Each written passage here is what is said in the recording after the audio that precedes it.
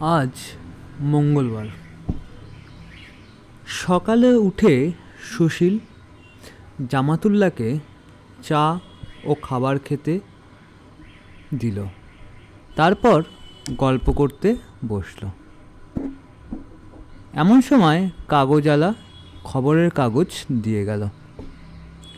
সুশীল কাগজ খুলে সংবাদগুলোর ওপর সাধারণভাবে চোখ বুলাতে গিয়ে হঠাৎ উত্তেজিত সুরে বলে, জামাতুল্লাহ,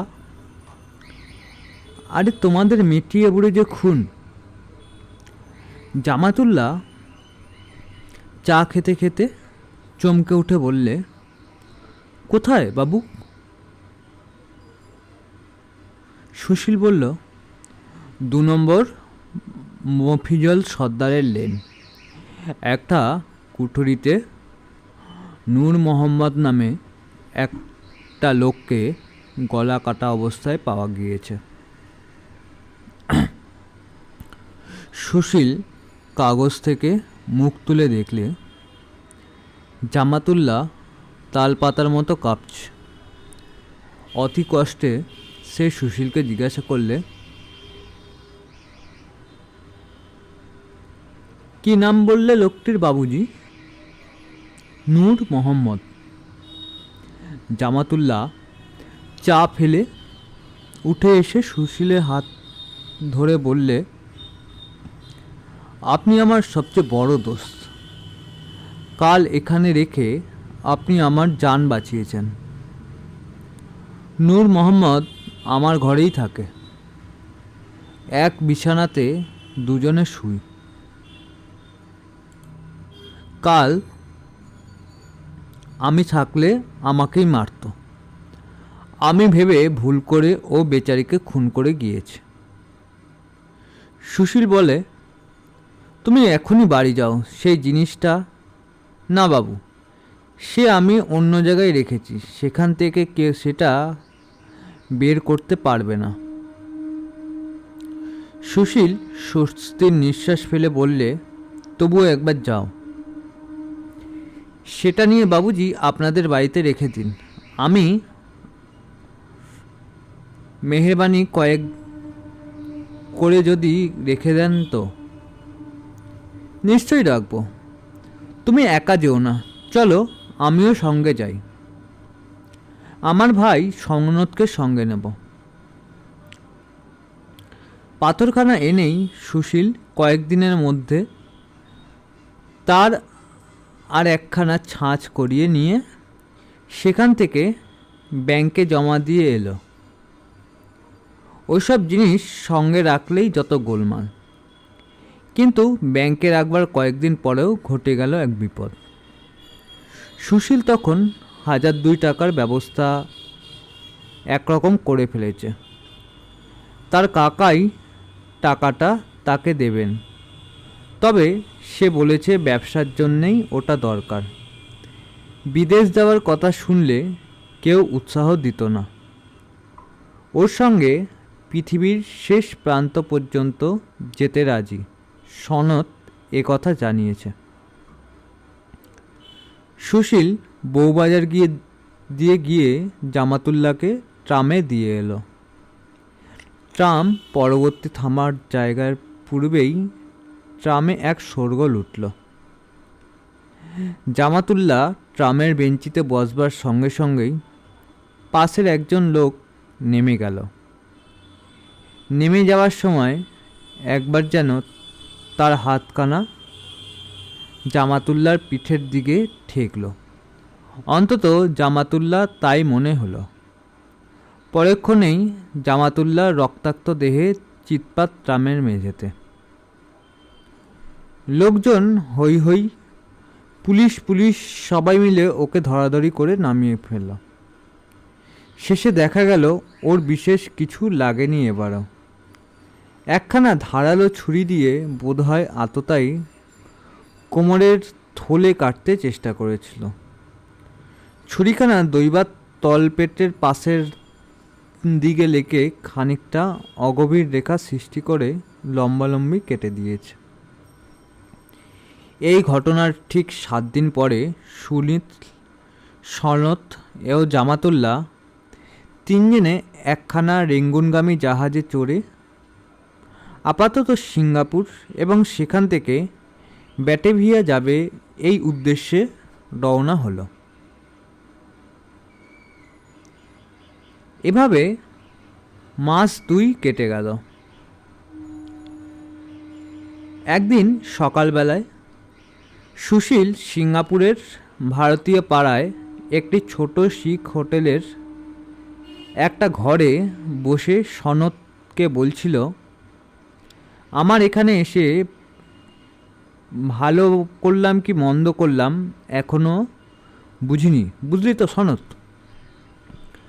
জামাতুল্লাহ বোম্বেতে বন্ধু তো দেখা যাচ্ছে অত্যন্ত ধূর্ত প্রকৃতির লোক। ও হাসতে হাসতে মানুষ খুন করতে পারে। ওকে কি খুব বিশ্বাস করা উচিত? বিশ্বাস না করেই বা উপায় কি দাদা? ও ছাড়া সুলু সমুদ্রে জাহাজ চালাবে কে?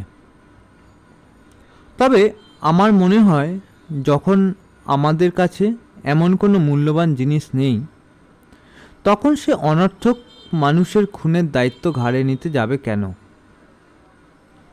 এমন সময় বাইরে পায়ের শব্দ শোনা গেল। জামাতুল্লাহ তার বোম্বেতে বন্ধু মিস্টার ইয়ার হোসেনকে নিয়ে ঘরে ঢুকল।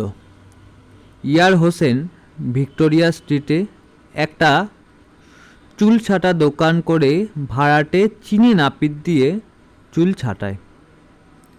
রোজগার মন্দ হয় না। 42 বছর বয়স হবে, রোগা চেহারা, চোখের দৃষ্টিতে অত্যন্ত ভালো মানুষ ও নিরীহ ধরনের বলে মনে হয়। পরনে সাহেবি পোশাক। লোকটা ভারতীয় নয়, মালওয়ানও নয়। কোন দেশের লোক তা কখনো বলেনি, তবে তার কথাবার্তা থেকে মনে হয় ভারতের ওপর টানটা তার বেশি। কথাবার্তা বলে ইংরেজিতে, নয়তো মালয় ভাষায়। তার ভাষা ইংরেজি জামাতুল্লাহ বেশ বোঝে। এ ধরনের লোকের সঙ্গে কখনো সুশীল বা সনত আগে পরিচয় করেনি। ইতিপূর্বে এমন পরিচয় তাদের ঘটেনি।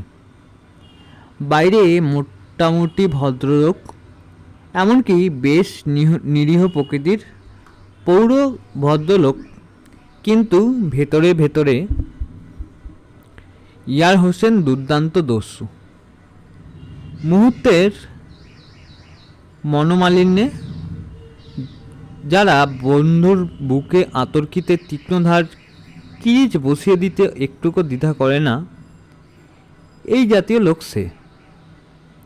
ইয়ার হোসেন ঘরে ঢুকে বললে, বসে আছেন? আমার আর 200 টাকা দিতে হবে, দরকার রয়েছে। সুশীল জামাতুল্লাহর মুখের দিকে চাইলে, অতি অল্পক্ষণের জন্যে। জামাতুল্লাহ চোখের ইঙ্গিতে তাকে বলে দিল ইয়ার হোসেনকে যেন সে প্রত্যাখ্যান না করে। সুশীল বলল, কত টাকা বললে মিস হোসেন? 2 কি 250? বেশ, নেবেন। সেদিন নিয়েছেন 100।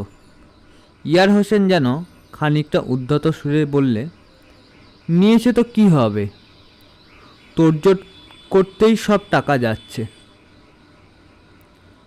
জাহাজের কি হলো, চার্টার করবেন?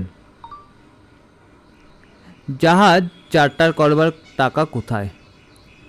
কিন্তু আচ্ছা, একটা কথা বলি, আপনারা সে বৃক্ষমুনির দেশে যেতে চাইছেন কেন? টাকা করি, হিরে জহরত সেখানে সত্যি আছে? কি করে বলি সাহেব, তবে তোমার কাছে লুকোবো না, খুব বড় রত্নভাণ্ডার সেখানে লুকানো আছে, এই আমাদের বিশ্বাস। ওই মণির ওপর আঁকাজোকা আছে, ওটাই তার হদিশ। অন্তত নটরাজন তাই বলেছিল। আমি চেষ্টা করে দেখব, কিন্তু আমার ভাগ ঠিক 3 ভাগের 1 ভাগ চাই। ফাঁকি দেওয়ার চেষ্টা করলেই বিপদ ঘটবে। এক হাতে অনেক মানুষ খুন করেছি, সে কথা কে না জানে। মানুষ মারাও যা আমার কাছে, পাখি মারাও তা। সুশীলের গা শিউরে উঠল। কাজের খাতিরে এমন নিষ্ঠুর প্রকৃতির লোকের সঙ্গে আজ তাকে মিশতে হচ্ছে। ভাগ্য কি জানি কোন পথে তাকে নির্দেশ করছে। মুখে বললে, না সাহেব, তুমি নিশ্চিন্ত থাকো, ফাঁকে তুমি পড়বে না। ইয়ার হোসেন বলল, একটা গল্প বললেই শোনো তবে। একবার আমার জাহাজে 6-7 জন মল্লা মদ খেয়ে বিদ্রোহ ঘোষণা করল। তাদের দলে একজন সর্দার ছিল। সে এসে আমায় জানালে, ওই শর্তে আমি রাজি না হলে তারা আমার হাত পা বাঁধবে, মেরে ফেলতে পারে। আমি ওদের সান্ত্বনা দিয়ে শর্তে সই করে দিলাম। তারপর ইঞ্জিন রুমের বড় কর্মচারীকে ডেকে বললাম, জাহাজে কয়লা দিয়েই স্টিম বন্ধ করে ফার্নেসের মুখ খুলে রাখবে। ইঞ্জিনিয়ার বিস্মিতভাবে আমার মুখের দিকে চেয়ে বললে, কেন ক্যাপ্টেন সাহেব, এ তো বড় বিপজ্জনক ব্যাপার। সে ভীষণ উত্তাপে ফার্নেসের মুখ খুলে রাখবো কেন? সে বেচারি আমার মতলব কিছু বুঝলে না। আমি সেই বিদ্রোহী সর্দারকে আর তার 4 জন অনুচরকে বললাম ফার্নেসে কয়লা দিতে। এদিকে ইঞ্জিন রুমে টেলিগ্রাফে ইঞ্জিনিয়ারকে পুরোদমে স্টিম দিতে বলেই ওরা ঘরে ঢুকবার সঙ্গে সঙ্গে পুলি ঘুরিয়ে জাহাজ প্রায় 25 ডিগ্রি কোণ করে স্টারবোর্ডের দিকে কাত করে ফেললাম। টাল সামলাতে না পেরে ওরা হঠাৎ গিয়ে পড়ল খোলা ফার্নেসের মুখে। লোক ঠিক করা ছিল তখনই তারা ওদের ফার্নেসের আগুনে ধাক্কা মেরে ফেলে দিয়ে ফার্নেসের দরজাটা ঘটাং করে বন্ধ করে দিল। সনত ও সুশীল রুদ্ধ নিঃশ্বাসে বললে, তারপর 2 দিন পরে কতগুলো আধা পোড়া হাড় পোড়া কয়লা ছাইয়ের সঙ্গে ফার্নেসে সাফ করা কুলি সমুদ্রের জলে ফেলে দিলে। মিউটিনি শেষ হয়ে গেল, কেউ টের পেল না। সবগুলো বদমাইশ যখন ও পথে গেল, তখন বাকিগুলো আপনা আপনি চুপ করে গেল। ভালো মানুষের দিন চলে গিয়েছে জানবেন। নিষ্ঠুর হতে হবে, নির্মম হবে, তবেই মানুষের অন্যায়ের প্রতিশোধ নিতে পারবেন। সুশীল বুঝল না, এমন নিরীহ ভালো মানুষটির আড়ালে কি করে এমন দৃঢ় ও নির্মম চরিত্র লুকোনো থাকতে পারে। আর একটা কথা, অস্ত্রশস্ত্র কেমন আছে আপনাদের?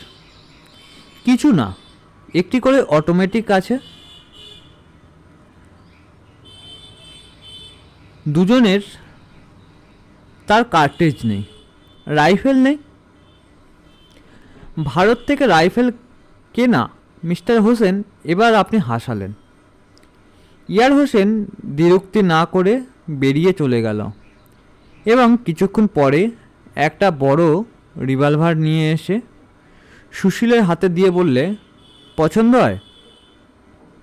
ওফ, এ তো চমৎকার, বলল সুশীল। এই কিনবো 3 জনের, আর একটা পুরনো মেশিন গান। মেশিন গান কী হবে, অনেক দরকার আছে। সুশীল ও সনদ দুজনেই দেখল সে অনেক রকম জানে শোনে। জাহাজ চালানোর যন্ত্রাদি কিনবার সময় তার যে কিছু কিছু বিজ্ঞানের জ্ঞানও আছে এই পরিচয় পাওয়া গেল। চালচলনে ধরন ধারণে সে সর্বদাই মনে করিয়ে দেয় যে সে সাধারণ নয়। সুশীল জামাতুল্লাহকে বললে, তুমি বলেছিলে 200 টাকা হলেই হবে, তো এখন তো দেখছি 500 টাকা মিস্টার হোসেন নিয়ে নিলে নানা ছুতো করে। হাতে কিন্তু 1 পয়সাও রইল না। কোনো ভয় নেই বাবুজি, আমি যখন আছি। ও তেমন লোক নয়। লোক নয় কীরকম? ভয়ানক লোক, আমরা বুঝছি। ও দরকার মনে করলে তোমার মতো পুরনো বন্ধুর গলা কাটতে একটুও দ্বিধা করবে না। বাবুজি দেখছি ভয় পেয়ে গিয়েছেন। তা একটু পেতে হয়েছে। টাকাটাও মেরে দেবে না তো? তুমি হুঁশিয়ার হয়ে থাকবে ওর পেছনে। বাবুজি, আমি হাজার পেছন পেছন থেকেও কিছু করতে পারবো না। ও যদি ইচ্ছা করে তবে সিঙ্গাপুর থেকে আজই পালিয়ে যেতে পারে, কেউ পাত্তাই পাবে না। ইয়ার হোসেন ছাঁচটার কথা জিজ্ঞাসা করছিল। তুমি কি বললে? বললাম বাবুর কাছে আছে। মতলব কি? না বাবু, খারাপ কিছু নয়, ও একবার দেখতে চায়। ও ভাগ্যিস আসল পদ্মরাগখানা ব্যাংকে জমা দিয়ে এসেছিলাম কলকাতায়, নইলে সেই পাথর নিয়ে কলকাতাতেই খুন হয়ে গেল মেটিয়াবুরুজে। এখানে আনলে সে পাথর আমরা হাতে রাখতে পারতাম না। জামাতুল্লাহ গলার স্বর নিচু করে বললে, বাবুজি, এখানেও লোক পেছন নিয়েছে। সুশীল ও সনদ একযোগে সবিস্ময়ে বলে উঠল, কীরকম? এখন বলবো না, আপনারা ভয় পেয়ে যাবেন। সিঙ্গাপুর ভয়ানক জায়গা। এখানে দিন দুপুরে মানুষের বুকে ছুরি বসায়। পরে শুনবেন। সিঙ্গাপুরে যেদিকে বড় ডক তৈরি হয়েছে ওর কাছে অনেক দূর পর্যন্ত সামরিক ঘাঁটি। সাধারণ লোককে সে সব রাস্তা দিয়ে যেতে দেওয়া হয় না। জামাতুল্লাহকে পথ প্রদর্শক রূপে নিয়ে দুজনে সেই দিকে বেড়াতে বেরোলো। সমুদ্রের নীল দিগন্ত প্রসারী এই রূপ এখান থেকে যেমন দেখা যায় এমন আর কোথাও থেকে নয়। দুপুরের কাছাকাছি সময়টা প্রখর। রৌদ্রকিরণে সমুদ্র জল ইস্পাতের ছুরির মতো ঝকঝক করছে।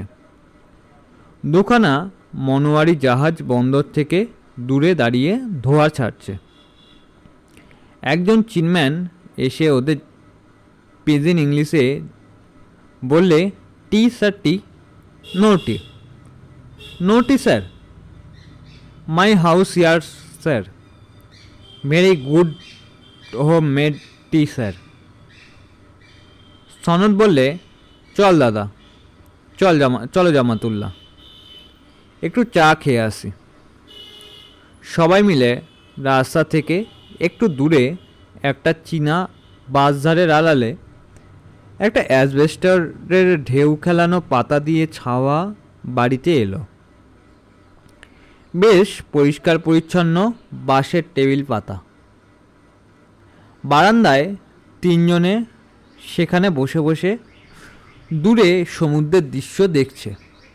এমন সময় চিনেম্যানটি চা নিয়ে এলো। ওরা চা খাচ্ছে। সে লোকটা আবার কিছু কেক নিয়ে এসে ওদের সামনে রাখলে। ওদের বললে, তোমরা কোথায় যাবে? সুনীল বললে, বেড়াতে এসছি। কোথা থেকে? কলকাতা থেকে। ভেরি গুড, চমৎকার জায়গা সিঙ্গাপুর। এখান থেকে আর কোথাও যাবে নাকি? না, আর কোথাও যাব না। ভালো। কিউরিও নেবে, কিনবে? কি জিনিস? এসো না ঘরের মধ্যে। ওরা তিনজন ঘরের মধ্যে ঢুকলো।